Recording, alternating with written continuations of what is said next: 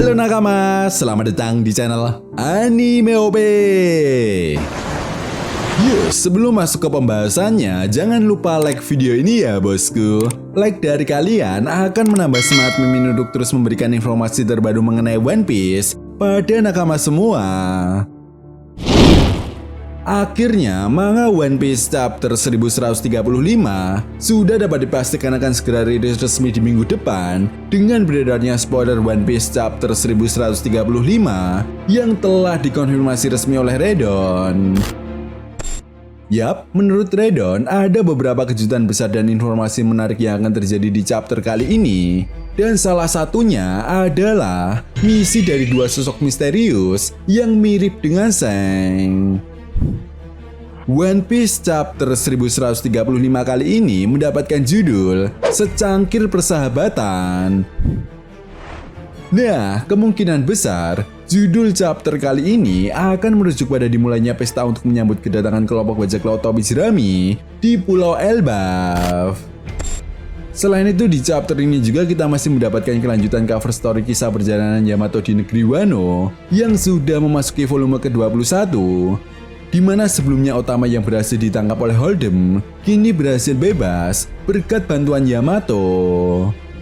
Masuk pada inti cerita, One Piece chapter 1135 kali ini diawali dengan memperlihatkan identitas dari burung hantu raksasa yang ada di perpustakaan Elbaf. Yap, rupanya burung hantu tersebut bernama Biblo. Nah, menariknya, Biblo adalah pengguna kekuatan buah iblis Iku Ikunomi yang memungkinkan penggunanya untuk merubah benda apapun menjadi besar.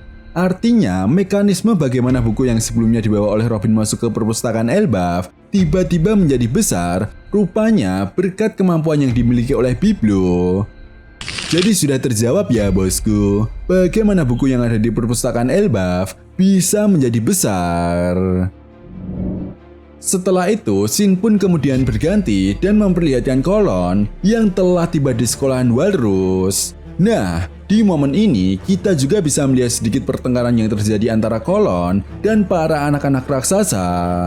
Ya, rupanya anak-anak raksasa yang ada di sekolahan Walrus sangat membenci Kolon karena menganggap Kolon sangat kasar dan agresif. Begitupun dengan Kolon yang juga membenci anak-anak raksasa yang ada di sana karena menurutnya mereka adalah sekelompok pengganggu.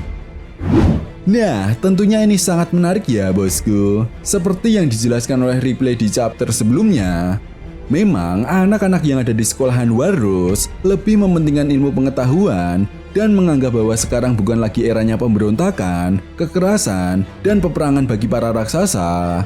Bahkan di chapter sebelumnya, para anak-anak raksasa ini juga menegaskan jika hal tersebut bukan menjadi tren lagi di Elbaf. Sehingga secara tidak langsung, hal ini membuktikan bahwa idealisme yang dijunjung oleh Raja Haral telah tumbuh pada mereka. Sementara di sisi lain, berbeda dengan Kolon yang tinggal di tingkat pertama Pulau Elbaf, para raksasa yang ada di sana lebih cenderung menjaga tradisi atau budaya mereka sebagai prajurit raksasa yang akan berlayar ke lautan suatu saat nanti. Itu sebabnya hal ini bisa menjadi sebuah jawaban kenapa ketika itu Kolon sangat ingin ikut berlayar bersama Seng. Jadi sampai di sini tampaknya Oda Sensei telah memberikan sedikit petunjuk mengenai konflik apa yang akan terjadi di Pulau Elbaf nantinya ya bosku. Setelah itu, kita pun kemudian diperkenalkan identitas Kolon yang rupanya adalah setengah raksasa dan setengah manusia, dan ibunya adalah Ripley.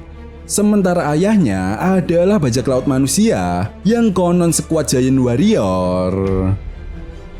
Di sisi lain, di saat yang bersamaan, akhirnya kita pun diperlihatkan penampilan baru outfit dari Robin, Franky, Brook, dan Jinbe yang mengenakan pakaian ala Viking seperti anggota kelompok bajak laut Tobi Jerami yang lainnya.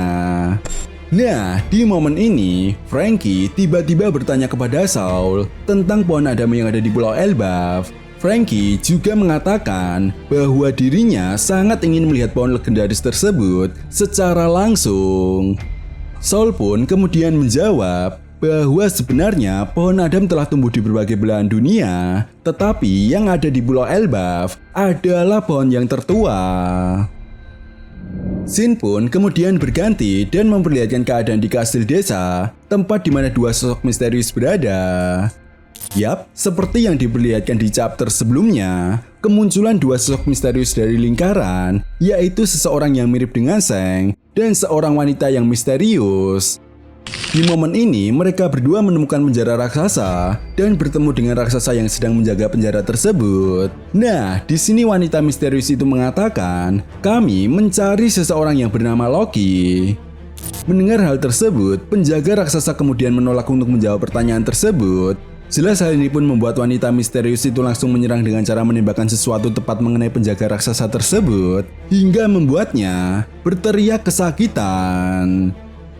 Yap, dari sini saja sudah dapat dipastikan ya bosku, jika kedua sosok misterius ini bukanlah orang sembarangan. Selain itu, tujuan mereka berdua yang mencari keberadaan Pangeran Loki seolah menegaskan jika tujuan atau misi mereka datang ke Pulau Elbaf berkaitan dengan ancaman yang sedang dihadapi oleh pihak pemerintah dunia. Nah, tentunya kalian semua masih ingat ketika sosok yang mirip Shang datang menemui Gorosei. Kita bisa melihat bahwa sosok yang mirip dengan Shang ini ingin membicarakan tentang seseorang bajak laut. Ya, meskipun sampai saat ini kita belum mengetahui siapakah sosok bajak laut yang dimaksud, tetapi tidak menutup kemungkinan besar sosok bajak laut tersebut adalah Pangeran Loki. Ya, bisa saja tujuan dari dua sosok misterius ini adalah merekrut atau membebaskan Pangeran Loki. Dan bisa jadi tujuannya sendiri adalah untuk menciptakan Ragnarok atau pertempuran besar di Elbaf. Perlu diingat ya bosku, Loki pernah berjanji kepada Luffy bahwa dia akan menghancurkan bajak laut manapun yang diinginkan oleh Luffy ketika Luffy berhasil membebaskannya nanti. Itu sebabnya bagaimana jika kedua sosok misterius inilah yang akan membebaskan Pangeran Loki. Sehingga Pangeran Loki akan memberikan satu permintaan untuk menghancurkan bajak laut manapun yang diinginkan oleh kedua sosok misterius ini.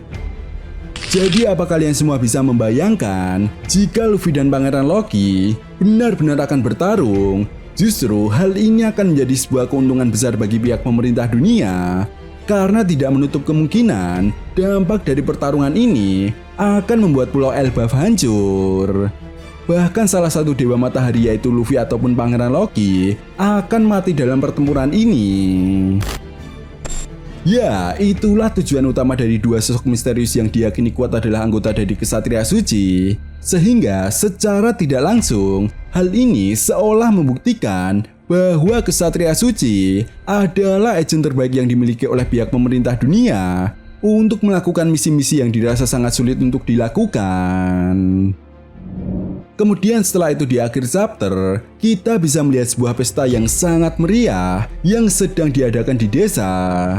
Ya, para raksasa dan kelompok bajak laut Obizrami, mereka semua saling bersulang dan menikmati makanan. Di momen ini juga, kita bisa melihat Dory dan Grogi berbagi secangkir persahabatan kepada kelompok bajak laut Obizrami sebagai ucapan terima kasihnya atas semua yang mereka lakukan di masa lalu untuk para raksasa.